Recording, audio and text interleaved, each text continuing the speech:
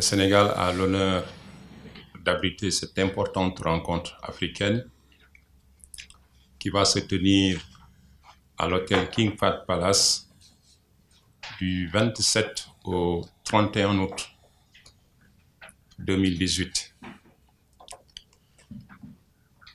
Le comité régional de l'OMS pour l'Afrique est, si l'on peut dire, l'organe directeur de l'Organisation mondiale de la santé dans la zone Afrique. Et pour cette session, la 68e du nom, Dakar va accueillir 47 délégations des 47 pays membres de l'OMS pour l'Afrique. Je puis dire que nous avons beaucoup avancé dans les travaux et nous pouvons dire que l'événement va se tenir dans de bonnes conditions. On le dit toujours à l'OMS, la première source de financement, c'est les gains d'efficience. Quand on utilise mieux les ressources, on les a accrues. Donc, ça nous a rassuré de l'entendre du président de la République qui a aussi insisté sur la soutenabilité des options. Toute option prise dans le domaine de la couverture universelle renvoie forcément à une mobilisation de ressources. Donc si on prend les options, il faut se dire, est-ce que les options qui sont prises pourraient mobiliser des ressources facilement? Est-ce que dans le long terme, on pourrait les financer?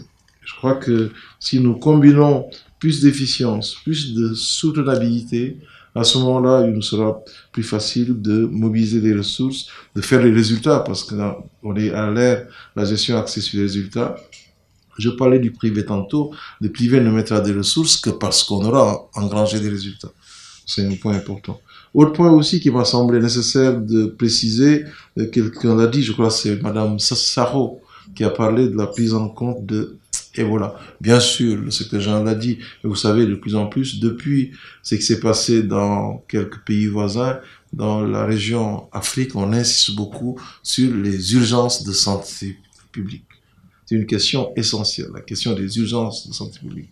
Comment faire en sorte pour que nos systèmes de santé soient résilients, soient aptes à prévenir, soient aptes à riposter pour assurer une protection sanitaire de nos populations au mieux.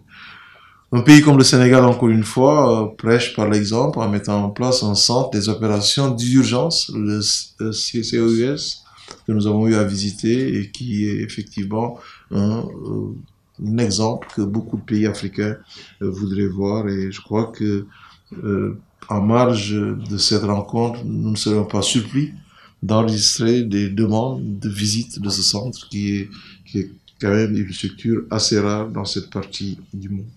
Certainement, cette rencontre sera l'occasion pour les différents pays de faire le point sur l'état de mise en œuvre des mesures de prévention et de lutte contre ces maladies non transmissibles.